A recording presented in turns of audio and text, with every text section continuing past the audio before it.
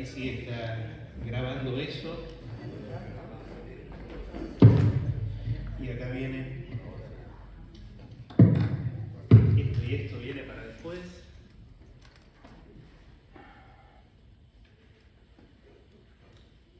Y empezamos con un texto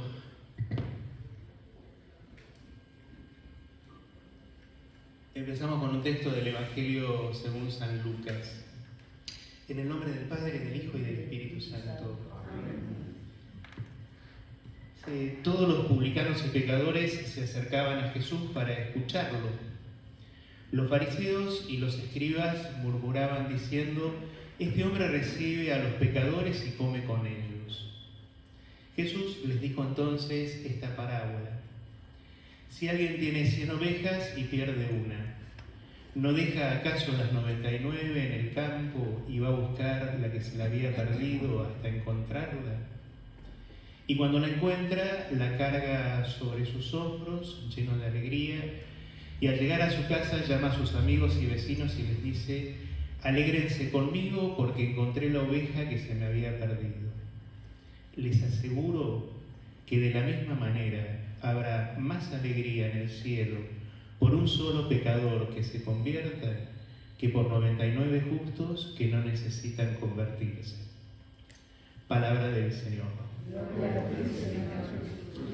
Dios te salve María, llena eres de gracia, el Señor es contigo, bendita tú eres entre todas las mujeres y bendito es el fruto de tu vientre Jesús. Santa María, Madre de Dios, ruega por nosotros pecadores, ahora y en la hora de nuestra muerte. Texto del Evangelio conocido, ¿sí? Ténganlo presente porque va a sobrevolar. En primer lugar, todos bienvenidos. No sé si alguien es la primera vez que viene. Sí, está. Sí, muy simple, una reflexión, ¿sí? Una pausa y después hay un momentito de adoración al Santísimo, con algunos textos y canciones, ¿no? En el fondo es una pausa que hacemos en el medio de la Cuaresma y de las actividades de todos los días para rezar juntos. Ese es el objetivo, no más que esto, ¿sí? Rezar juntos, pensar, reflexionar con algo un poco más denso que una predicación de domingo, una breve predicación de domingo, pero dura apenas unos minutos, o más breve todavía los días de semana, ¿sí? Pero algo más denso para quedarse, y esta es la advertencia de siempre, ¿no? Quedarse con algo de todo lo que van a escuchar, ¿sí? Uno no puede quedarse con todo. Y si se les escapa algo, no hay ningún problema. Se puede volver a escuchar, ¿sí? Pero el tema es que uno se queda con algo, porque es imposible quedarse con todo, ¿no? Y lo que se dice en unos minutos lleva horas prepararlo. Entonces, quédense con algo para quedarse después en buena compañía, que es el momento de adoración. Buena compañía con el dueño de casa, con Jesús, y buena compañía con los otros que estamos juntos rezando y compartimos la misma fe y la misma pausa. A ver, estamos concluyendo la tercera semana de Cuaresma 2024, ¿no? Apenas unas horas para comenzar la cuarta semana con la misa de las vísperas de esta tarde. Y es la anteúltima, antes del 24, que es Domingo de Ramos, y comenzamos la Semana Santa. Así que hay un buen tramo recorrido desde el pasado 14 de febrero, que empezó la Cuaresma, miércoles de ceniza. Y como muchos me escucharon ese día, y otros me escucharon más veces decirlo todavía, esas cenizas que son tan nada y tan todo, ¿sí? Y son muy livianas, ¿sí? Son muy livianas y al mismo tiempo muy pesadas por lo que significan, ¿sí? Apenas es un polvo gris que grita algo que no hay que olvidar. No olvidar qué somos y quiénes somos. Recuerda que eres polvo y al polvo volverás, ¿sí? Que remite al Génesis y que por supuesto ese es el origen nuestro, el origen del hombre, barro, pero barro besado por Dios. Así que no olvidar qué somos y quiénes somos, junto con otra invitación imperativa y amorosa que acompaña el rito, ¿no? Conviértete y cree en el Evangelio, que es buena noticia.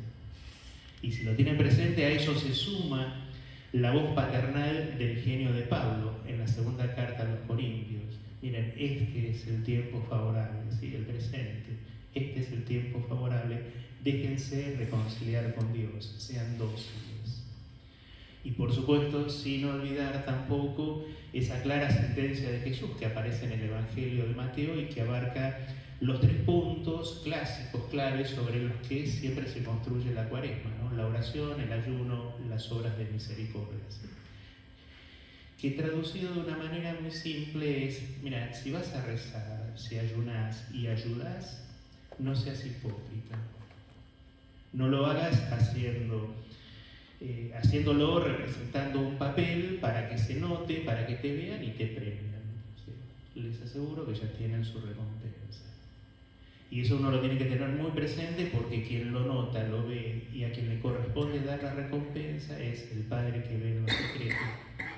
Y esa es la clara sentencia de Jesús y la advertencia, ¿no? A ver, todo está muy claro para el Padre. No hay nada oculto, aunque se haga en secreto. ¿Sí? Porque ni mi obrar, ni la intención más profunda del corazón está oculta para Él. Es muy claro. ¿Sí? Por eso es toda una invitación a una pudorosa delicadeza en el obrar y en el ser. ¿Sí? Si lo recuerdan, el 14 de febrero les decía una nueva oportunidad. ¿Sí? Cada Cuaresma es una nueva oportunidad para sumergirnos en el misterio del Dios de la Pascua y también una nueva oportunidad de conversión, que eso nos va llevando a nuestra propia Pascua, que será un día que solamente Dios sabe, y también, ¿saben qué? A nuestras Pascuas cotidianas. ¿Sí? Constantemente uno está pasando de la muerte a la vida. Y en honor a la verdad, a ver, cada día es una nueva oportunidad. Hay que tener muy en claro que el momento presente, hoy, es tiempo de salvación. No solamente hay una historia de salvación, hoy también es tiempo de salvación, historia de salvación, en la que se nos concede, y aquí empezamos a aterrizar, en una elección decisiva, con el poder de la muerte y resurrección de Jesús. Firma de San Pablo, revístanse del hombre nuevo, ¿sí? Cristo resucitado. ¿Sí? Se nos concede hacer una elección decisiva, y esa elección decisiva es lo que llamamos conversión. ¿Sí? Si les gusta jugar con las palabras griegas, que alguna vez la deben haber escuchado, metanoia, cambio total. O si les encanta el hebreo, shub, que literalmente significa volver sobre sus pasos, es ponerlo todo al revés. ¿Sí? Volver sobre los pasos es ponerlo todo al revés, lo cual implica una conmoción. Pero en realidad lo que ha cambiado, ¿saben qué es? El fondo espiritual nuestro corazón más profundo. A eso es lo que se refiere la conversión. Hay términos que seguramente lo conocen, ¿no? Metamorfosis, lo escucharon alguna vez, es el cambio de la forma. ¿Sí? Morfos es la forma. Pero fíjense la sutileza. Metanoia hace referencia al nous, que en griego es el espíritu. Entonces lo que hay que cambiar es el propio espíritu, lo más profundo del corazón. Y eso sí, realmente es una revolución interior en nosotros. Conmueve, perturba, hace algo. Es un cambio radical, por el cual, fíjense que quien vuelve sobre sus pasos se compromete desde el corazón y con todo el corazón en una nueva dirección. Eso es, en cosas más finas, jugar con la definición y el contenido de la conversión. ¿Sí? ¿Me pudieron seguir en esto? Perfecto. Ahora, lo que tiene que tener en claro uno es que sería muy ilusorio creerse convertido de una vez para siempre. Ese es el chiste. ¿Sí? Por eso ese retorno no termina nunca y siempre está comenzando.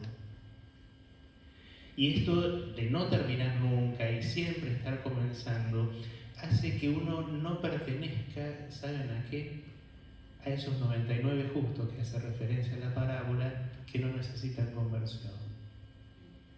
Eso hace que uno pertenezca a ese único, irrepetible y buscado, por el cual hay mucha, mucha alegría en el cielo. ¿Sí? Pero nunca está terminado, siempre se está comenzando. Desde la teología espiritual, fíjense que se marcan 3 etapas. Lo digo de una manera muy simple, porque esto tiene todas sus vueltas. En nuestro bautismo, ¿sí?, hay un cambio total y profundo en nuestra persona. En medio de esa ternura y candidez que es un bebé en brazos de papá, mamá, con los padrinos y todo lo demás, y uno está sonriendo, pero hay un cambio total y profundo.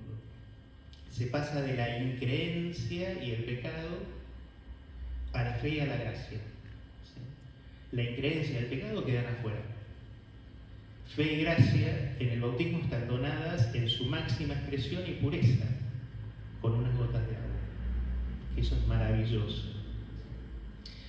En algún momento de la vida, ¿sí?, cuando ese bebito crece, conscientemente se empieza a dar un paso decisivo de la conversión, que es lo que en teología se llama opción fundamental. ¿Sí? Una opción por Cristo, que es fundamento del resto de la vida.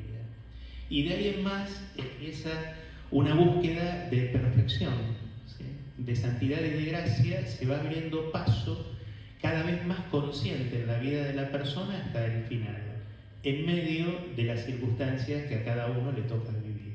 ¿Sí? Y estos 3 momentos que marqué, que se diferencian en la vida espiritual, no son etapas consecutivas, como si fueran escalones de una escalera que uno primero está acá, segundo está acá, tercero está acá. ¿Sí? Sino que, por más que el bautismo, por supuesto, se recibe una sola vez, las 3 se superponen y se cruzan y dependen una de otra. Por eso uno está constantemente en las 3 a la vez. O dicho de una manera más simple, pecado, conversión y gracia son el pan de cada día. Y nunca les decimos adiós a ninguna de las 3, salvo en el momento que nos toca partir en esta vida. Pero siempre el pecado, conversión y gracia están danzando en la vida nuestra. Y por supuesto, si bien un pecado no es para celebrar, seguimos siendo pecadores. Pero, pequeño detalle, pecadores perdonados. Por eso seguimos siendo pecadores, estamos siempre convirtiéndonos, y fíjense qué lindo esto, que uno tiene que tener conciencia. En esa conversión somos continuamente santificados por el Espíritu de Dios. ¿Sí? Continuamente estamos santificados. Si de repente saltamos por un lado, saltamos para el otro, ¿sí? Ahora, continuamente estamos santificados. El punto es que si uno se cree justo, ¿sí?, esos 99 justos que no necesitan penitencia, no necesitan conversión, entonces tampoco necesitan de Jesús. Ese es el punto y el gran problema. San Juan de la Cruz tiene una frase que es espectacular, ¿no? Él prefiere un pecador confiado que un justo convencido de serlo. ¿Sí? Es preferible un pecador confiado, ¿sí?, confiado en la misericordia de Dios, que un justo convencido de serlo, porque no le entra ni una bala. ¿Sí? De hecho, el justo roza como un peligro muy en serio que es muy sutil. Tal vez estaría en camino a Dios, pero solo. Ese es el problema. Pero solo. Quien se cree justo estaría, sí, en un camino hacia Dios, pero siempre cayendo constantemente sobre uno mismo y bajo una apariencia de santidad que realmente es en vano intentar realizar. Porque como todo depende de él, cada vez va a estar más frustrado. Logros va a tener alguno, fracasos muchos más. Y, por supuesto, lejos del verdadero amor, porque quien obra la conversión en nosotros es Dios con su espíritu de amor que atrae, sana, salva y moviliza. Por eso es el sutil peligro de quien se cree justo. Nuestra conversión obviamente no termina nunca, siempre está comenzando. Por eso comencé diciéndoles el miércoles de ceniza, hay una nueva oportunidad y siempre hay nuevas oportunidades, porque es cuestión de tiempo. Es una novedad que nosotros vivimos en el tiempo, pero también necesitamos tiempo para crecer, para madurar, para desplegar capacidades. Y lo bueno, ¿saben qué es? Es que Dios lo sabe mejor que nosotros. Por eso es capaz de esperarnos, no nos abandona y siempre es indulgente. Y lo que teníamos que tener muchísimo más claro, sobre todo los que somos más grandes y dependemos de una herencia, que ya la van a entender a qué me refiero, lo que tendríamos que tener muy en claro es que la bondad de Dios es la que nos impulsa a la conversión. No es precisamente su cólera, su amenaza de castigo, ¿sí?, temporal o eterno. Lo que te mueve a la conversión es tener conciencia y experimentar su ternura, su dulzura y su paciencia, no la amenaza. San Benito decía, Dios al encuentro cada día y el tiempo que nos da es un don, un tiempo de gracia que se nos concede gratuitamente. Por eso toda nuestra vida, nuestros días, todos, cada uno, es tiempo para encontrar a Dios, o si quieren, mejor dicho, dejarnos encontrar por Él. Porque siempre es tiempo de conversión y gracia, don de su misericordia. Por eso los que estuvieron en misa ayer o el otro día les decía, recuerden la antífona del Salmo, ¿no? Si hoy escuchan la voz, no endurezcan el corazón. Tiempo para dejarnos encontrar por Él. Y esto de escuchar la voz de Dios, indudablemente Dios habla de muchas maneras, ¿sí?, de muchísimas maneras. Esto creo que lo dije muchas veces y lo tienen presente, el punto de encuentro entre Dios y el hombre es el corazón de la persona. Y Dios habla a través de los acontecimientos. Eso, habla a través de la palabra, ¿sí?, el Antiguo o el Nuevo Testamento, para eso están las Escrituras. Dios habla a través de las personas con quienes vivimos y también en toda clase de acontecimientos. Y toda clase de acontecimientos es todo, los felices y los penosos. En los felices es genial, estamos todos bárbaros. Pero en los penosos, ahí está el tema también. Porque la prueba, la enfermedad, la muerte y las contradicciones son acontecimientos en los cuales también Dios habla. Y curiosamente son los que tememos, o al menos nos inquietan. Y fíjense si esto no es así. Para muchos, esos acontecimientos parecen la manifestación de la ausencia de Dios o la cólera de Dios sobre nosotros, porque hemos obrado inadecuadamente, somos culpables de algo, nuestra conciencia nos reprocha, y entonces el castigo de Dios es merecido. ¿Lo escucharon alguna vez? Sí. Y eso va desde el hiriente, por supuesto sin mala intención, ¿no?, pero ese hiriente que nos dijeron muchas veces de chicos, Dios te va a castigar, Dios te castigó.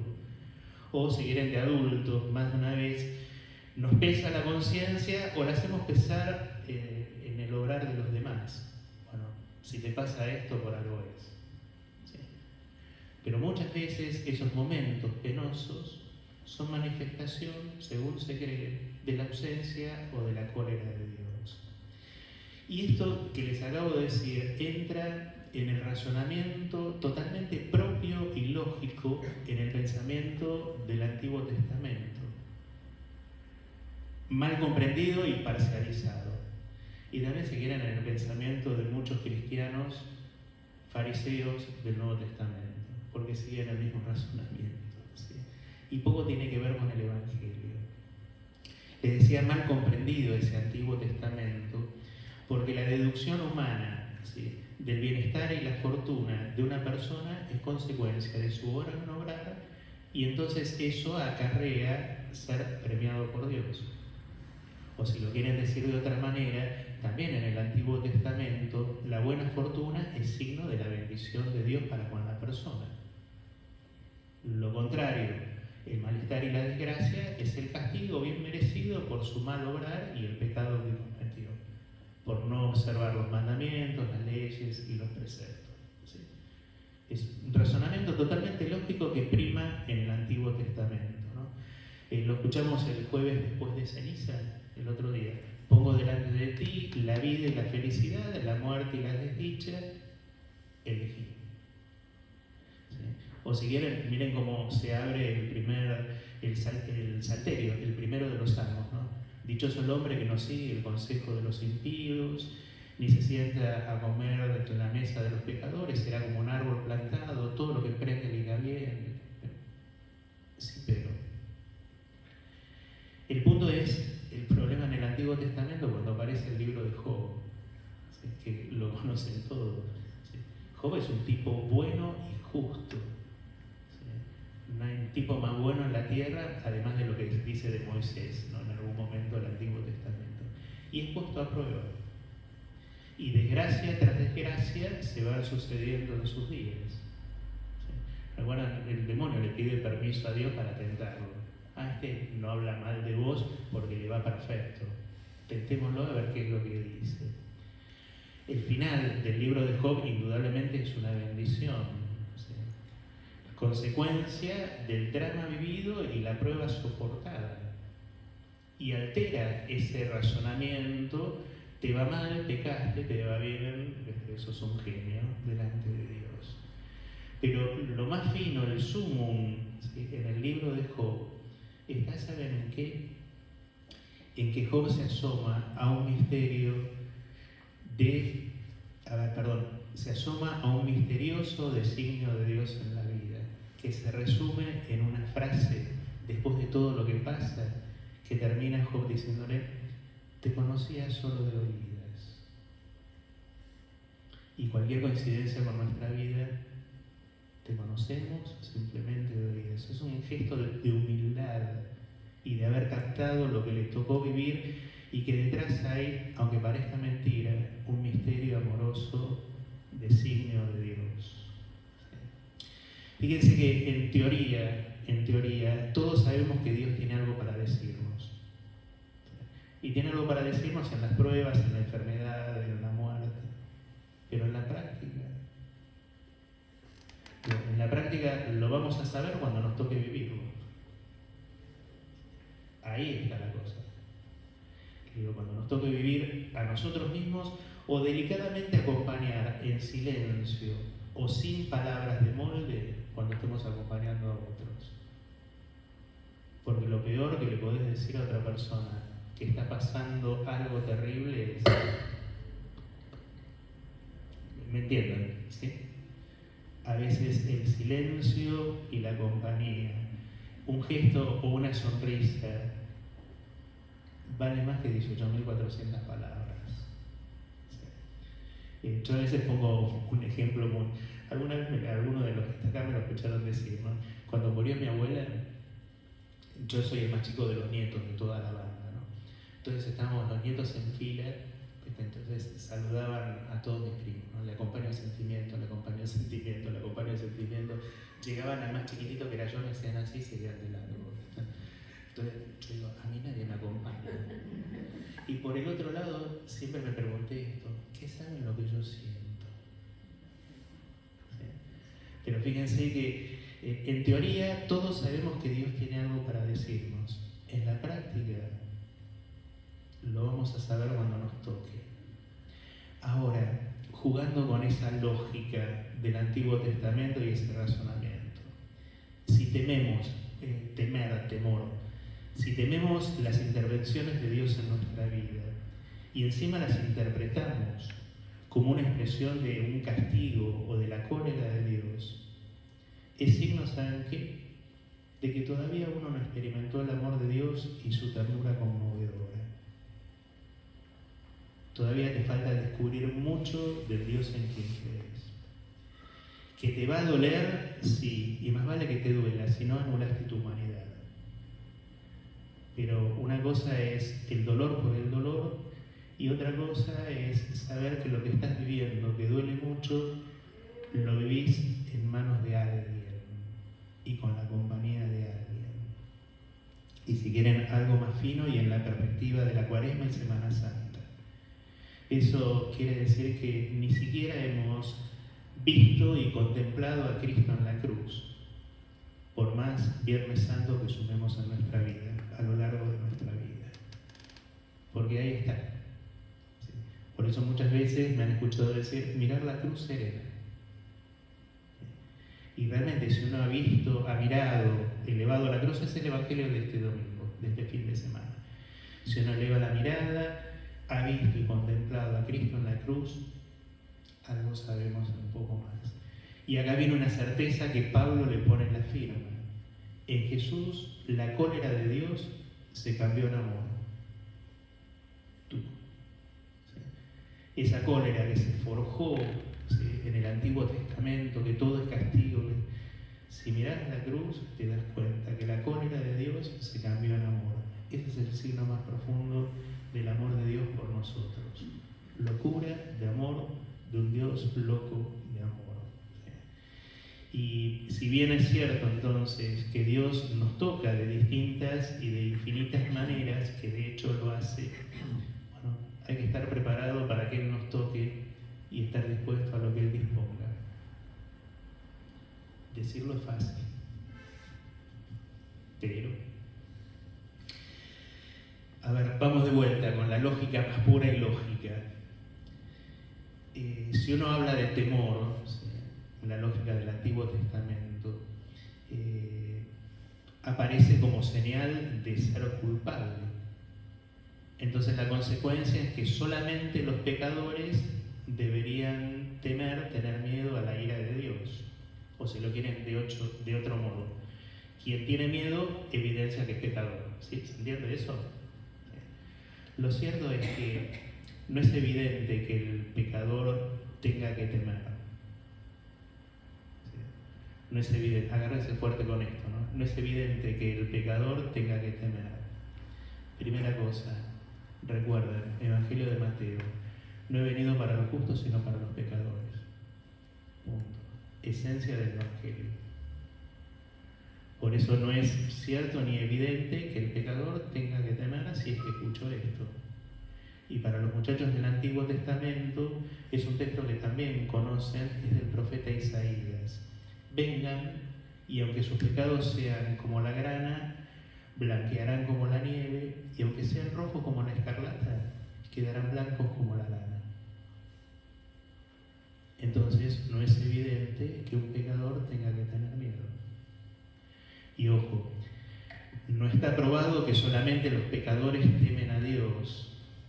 Y acá agárrense más fuerte, porque muchos creyentes y justos consideran con incertidumbre y muchísimo temor su encuentro con Dios. Entonces, el pecado no es el problema. Y tampoco, a ver, si hay muchos creyentes que viven con incertidumbre y temor su encuentro con Dios, el problema es algo más conmovedor. Y esta gente, ¿sí?, creyentes justos, hacen todo lo posible por conjurar ese malestar a fuerza de generosidad y de virtud. Y cuanto más hacen, más creen evitar el castigo de Dios y ser merecedores de su amor.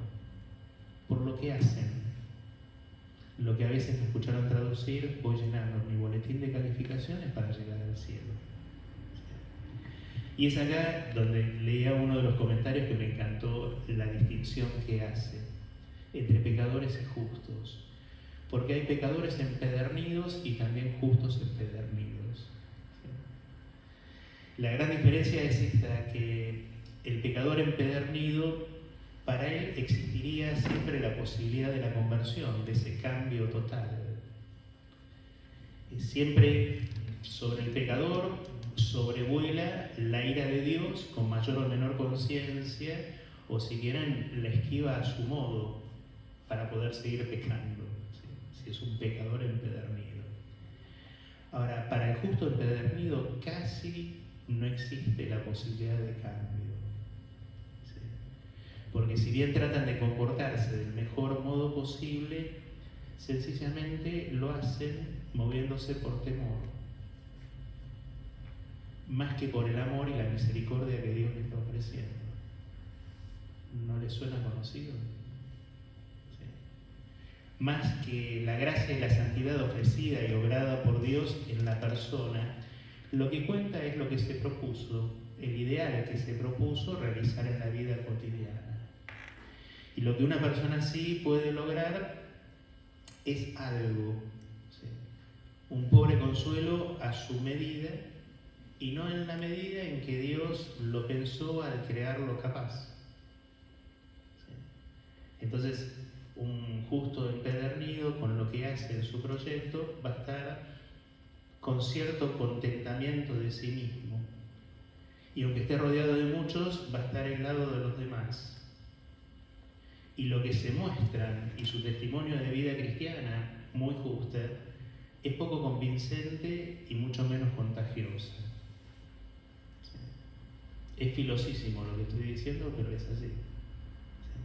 Cuenta más el ideal, ¿sí? Su ideal, moviéndose por el temor, que lo que Dios le está ofreciendo. Por eso les dije que es casi imposible el cambio en él. Ahora, ojo, pecadores empedernidos y justos empedernidos no están en su estado definitivo, obviamente. Hay tiempo. Aunque nuestro tiempo es limitado, Dios tiene tiempo para sus hijos. El tiempo que sea y el tiempo que cada uno es capaz. Por eso es bellísima la expresión del Salmo 91, ¿no? Él sabe de qué estamos hechos, de qué somos capaces. Lo genial, y a esto apunta todo lo que van escuchando y el poquitín que queda para después. Siempre la gracia de Dios misteriosamente nos empuja para llevarnos al estado de conversión. Siempre. Respetando nuestra libertad, nuestro tiempo, nuestras decisiones, nuestra disponibilidad, nuestro consentimiento. ¿Sí?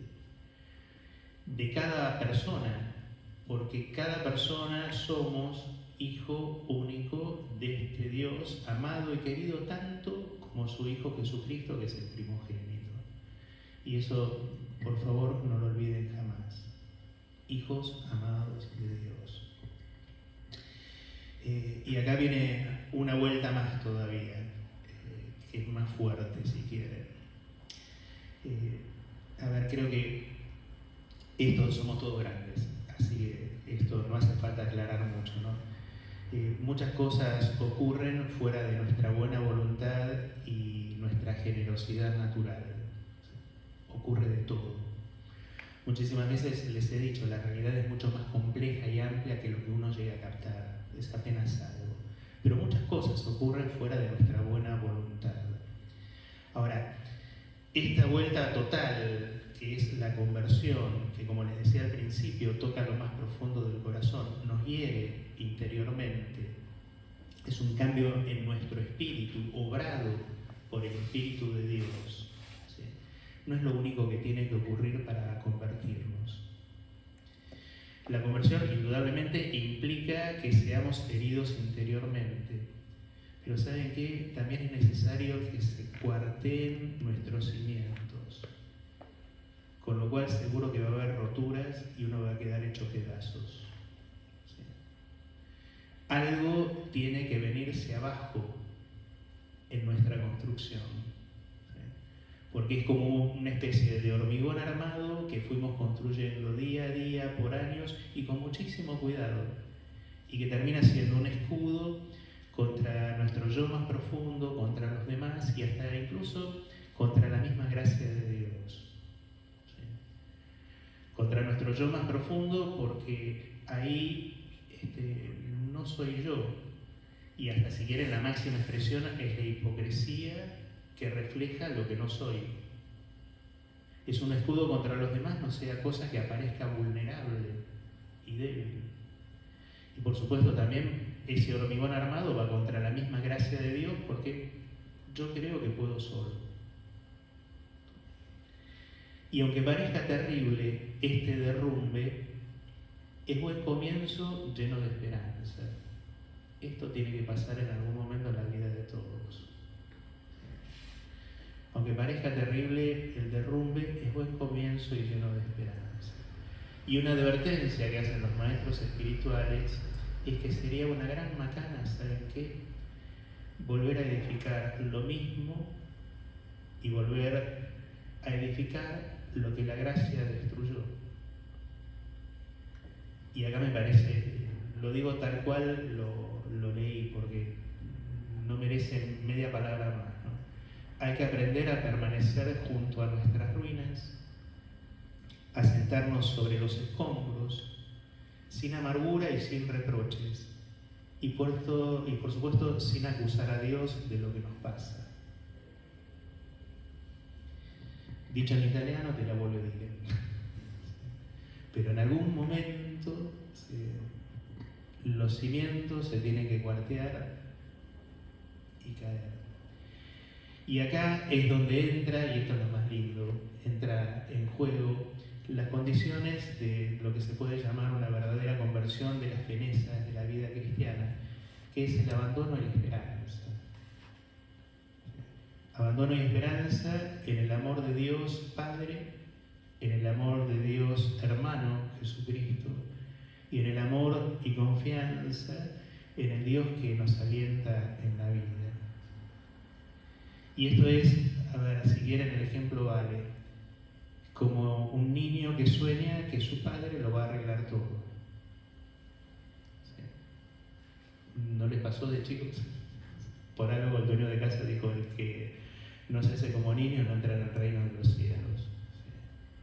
O si quieren el Salmo 131, que siempre me encantó: Señor, mi corazón no es ambicioso, ni mis ojos altaneros, como un niño en brazos de su madre. Y realmente hay que estar así, como un nene que sueña que su padre lo va a arreglar todo y que todo se puede reedificar de una manera distinta y mejor que antes. O si quieren, también desde el Evangelio, abandono y esperanza como el hijo que vuelve a la casa del padre porque lo perdió todo, salvo su condición de hijo. Salvo porque un hijo sigue siendo hijo siempre. Parábola del hijo pródigo. O si quieren, mucho más fino y profundo todavía, como el hijo que es Jesucristo, que no lo perdió todo, sino que lo entregó todo hasta el final. Padre, en tus manos encomiendo mi espíritu. Por eso en Cristo ese abandono y confianza en el Padre no es solamente una manifestación que revela el amor infinito de Dios. ¿Saben qué? Ese abandono de Jesús en la cruz hizo ineficaz la cólera de Dios para siempre. Eso lo dice San Pablo. Es muy fuerte eso, ¿no? ¿Sí? El haberlo entregado todo en la cruz por nosotros hizo que la cólera de Dios sea ineficaz para siempre.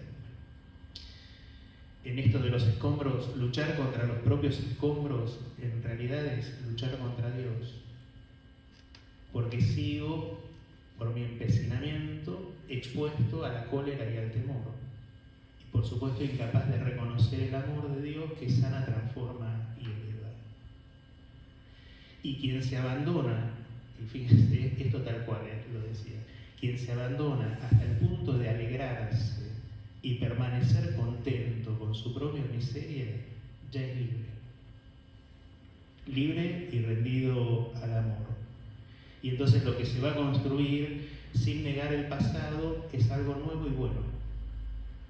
Porque es obra de Dios con mi consentimiento, libertad y colaboración.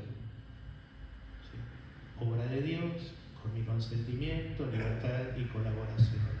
Como decía Santa Teresa de Ávila, juntos andemos, Señor. ¿Sí? Algo más para agregar, ¿sí? Tengan paciencia, porque esto es genial. Algo más interesante, y también se rompen ciertos esquemas para los que tenemos más edad y escuchamos determinadas cosas y las tenemos muy incorporadas. Seguramente habrán escuchado que la conversión es pasar del pecado a la gracia. Pasar del pecado a la gracia. Lo cierto es que la conversión es adentrarse en el misterio del pecado y la gracia. no es simplemente pasar del pecado a la gracia, sino adentrarse en el misterio del pecado y la gracia, con la delicadeza y hondura que lo merece. Si no, no existiría esa expresión que la vamos a escuchar en el pregón pascual: feliz la culpa que nos mereció tan grande y tan noble Redentor. Pecado y gracia siempre van juntos, siempre van oscilando en nuestra vida. Entonces, cuando uno se adentra en ese misterio del pecado y de la gracia, se empieza a abandonar toda justificación, la justicia propia. Se reconoce el propio pecado, no precisamente para encerrarnos en una frustración, fracaso o reproche por volver a lo mismo, no lograr lo que alguna vez me propuse. ¿Sí? Propongo firmemente no pecar más y evitar todas las... ¿sí? Que uno lo dice sinceramente, más vale. ¿Sí? Pero no encerrarnos en esa frustración, sino abrirnos en serio a la gracia de Dios, que puede mucho más de lo que nosotros podemos. Es elemental, y tan elemental como olvidado. ¿Sí? Puede mucho más Dios de lo que nosotros podemos. Por eso, como muchas veces me escucharon decir, la conversión de una persona es más obra de Dios en la persona que obra de la persona sola.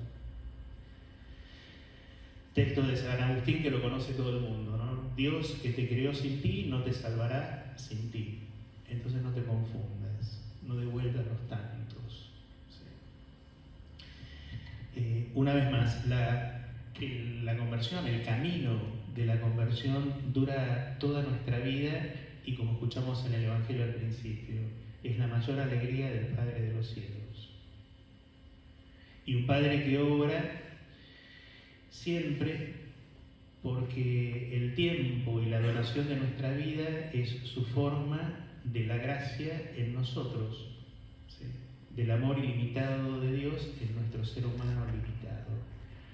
Por eso nuestra acción de gracias, ¿sí? Cuando uno realmente dice gracias y brota desde el corazón, es un signo muy claro y componente de ese camino de conversión que se está transitando, ¿no? Esa gratitud que brota espontáneamente.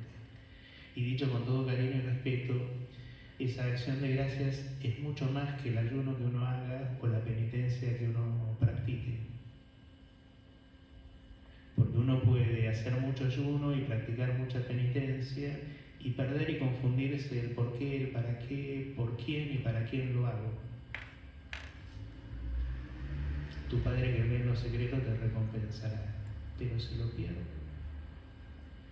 Por eso ese tercer componente del tiempo de Cuaresma, la oración en secreto, que tiene todos sus matices, ¿no? La oración de alabanza, petición, adoración, el mismo silencio, tendría que estar siempre empapada de una enorme gracia por su gracia, porque es el amor que nos transforma. Saben, estar fuera de la conversión en tiempo de Cuaresma o el resto de los 365 días del año menos los 40 de la Cuaresma, ¿sí? Estar fuera de la conversión es estar fuera del amor.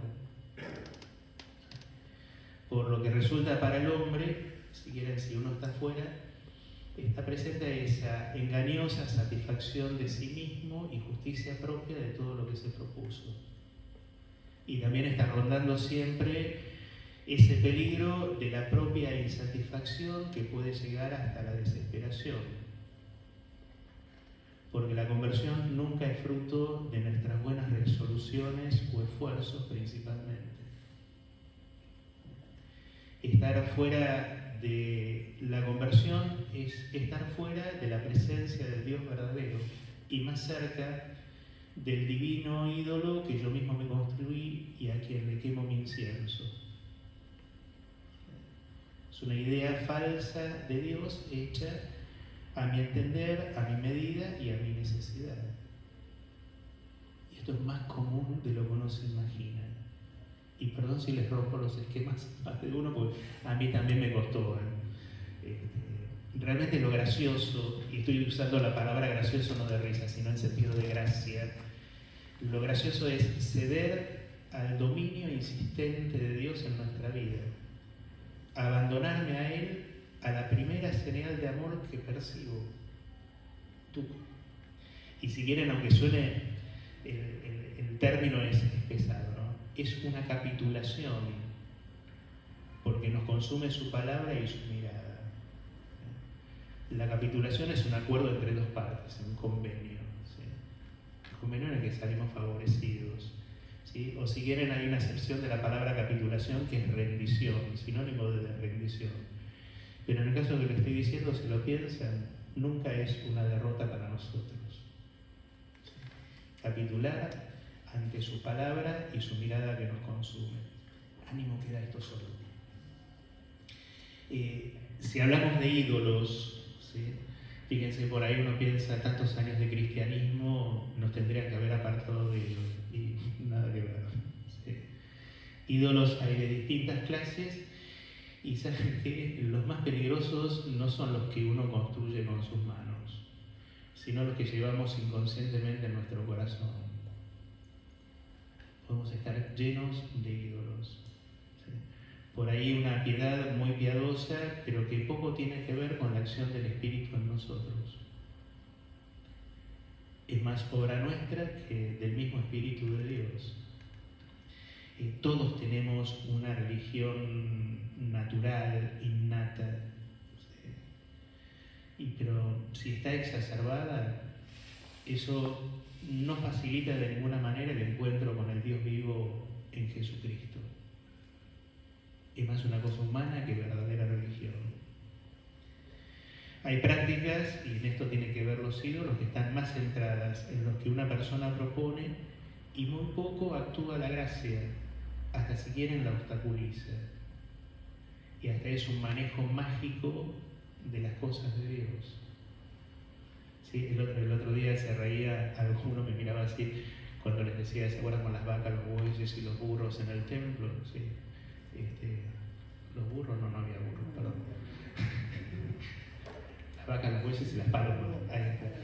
Les decía esto que realmente yo lo escuché muchas veces: rezá esta novena que no falla.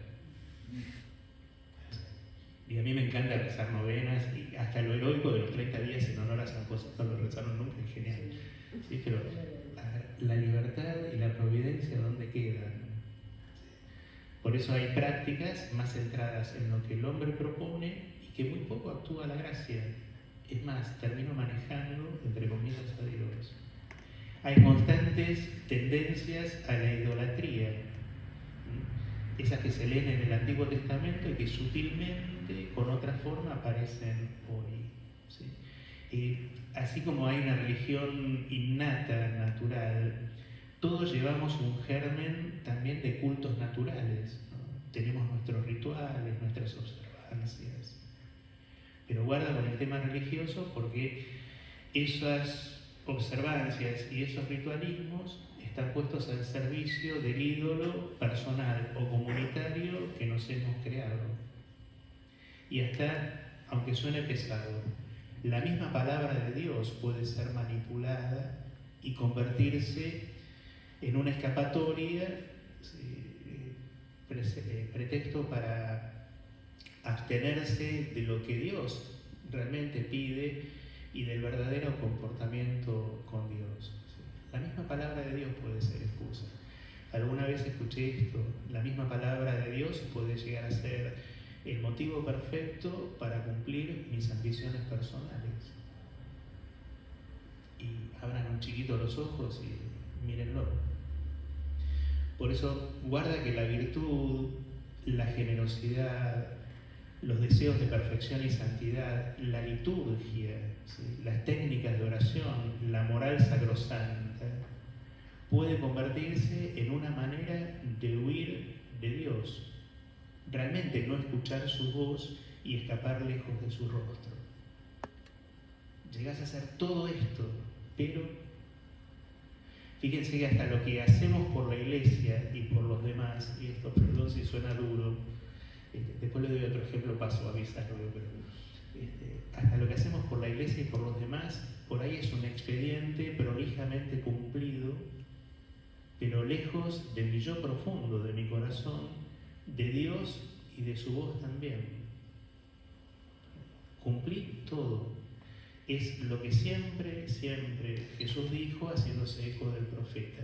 Este pueblo me honra con los labios, pero su corazón está lejos de mí. ¿Sí? No quiero sacrificios, está bien, se los agradezco, pero prefiero otra cosa, un corazón arrepentido. Y en esto vuelvo a decir esa frase de San Juan de la Cruz que me he escuchado decirla muchísimas veces y me encanta, y me sentí totalmente identificado, ¿no? Hay personas que toda la vida se la pasaron ofreciéndole a Dios lo que Dios nunca le pidió. Sí. Y esto es, a ver, para que nadie se sienta mal también. Hasta el ejercicio teológico puede ser una huida de Dios. ¿Sí? Huida a un mundo irreal de ideas y de conceptos de los cuales no brota una vida verdadera. Un conjunto de ideas, de conceptos que pueden llegar a ser muy finos, pero en el fondo, esa es la gran diferencia que alguna vez escuché, que decía, una cosa es un profesor de teología y otra cosa es tener delante un teólogo. El profesor va a dar una clase espectacular. El teólogo te va a enseñar a vivir, a encarnar a Dios en tu vida. Y si quieren algo mucho más filoso, porque se me cruzó el nombre de un libro cuando estudiábamos en la Facultad de Moral, ¿sí? Es de Hubert, Ley de Dios, leyes de los hombres. ¿Sí? Es excelente el libro, pero ya el título es muy sugestivo para lo que les estoy diciendo. Ley de Dios, leyes de los hombres. Y los hombres pueden inventar cualquier cosa. Así que bueno, sábado 9 de marzo, hoy una pausa en esta Cuaresma 2024 y vuelvo a vuelo de pájaro. Una nueva oportunidad, camino de conversión que nunca concluye en la vida. Por favor, no olvidemos que la conversión es más obra de Dios en nosotros que nuestra. ¿Sí? No que no es nuestra, sino más obra de Él que nuestra. Con lo cual quiere decir que parte mucha tenemos que ver nosotros. Si vuelven al título de la convocatoria del retiro, que siempre hay que poner un título, decía, donde Dios puede actuar. Y creo que más o menos quedó en claro donde Dios actúa. ¿Sí? Alguna pista tienen que haber visto, ¿no es cierto? Y así como ve en lo secreto, obra siempre. ¿Sí? Obra siempre. Y vale tener presente otra cosa de San Juan de la Cruz que también me escucharon decir en alguna oportunidad. San Juan de la Cruz decía que no necesariamente una persona tiene que saber lo que Dios obra en lo más profundo y secreto del alma. Él obra siempre y no te tenés por qué enterar qué es lo que está obrando en lo más profundo tuyo. Sorpresa será. Santa Teresita lo traducía de una forma más simple, ¿no? Referida al médico, decía, si te tiene que apretar un granito, aprieta y punto. Cirugía mayor te duerme. Entonces tengan presente que cuando uno experimenta un Dios ausente y se vino abajo todo, algo más profundo se está obrando. Realmente sí creo que si Dios obra siempre, seguramente es algo bueno, acorde a mi capacidad, adecuado a mi persona.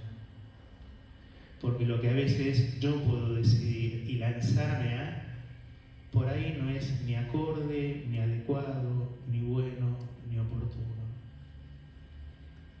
Podrás tener muy buena intención, pero sos un imprudente.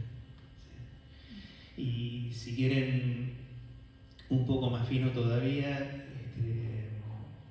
más que un rato de oración, algunos ayunos y abstinencias, generosamente, obras de caridad ocasionales, durante los días que van del miércoles de ceniza a la Cuaresma o siempre, realmente que para algo están, pero por más que se cumplan al pie de la letra, hay algo más profundo a lo que estamos llamados. Y les vuelvo a decir, Dios obra siempre, ¿sí? Y donde Dios puede actuar es donde uno le puede llegar a ofrecer. Y les vuelvo a decir, pecado no es para celebrar, pero precisamente ahí es donde Dios actúa.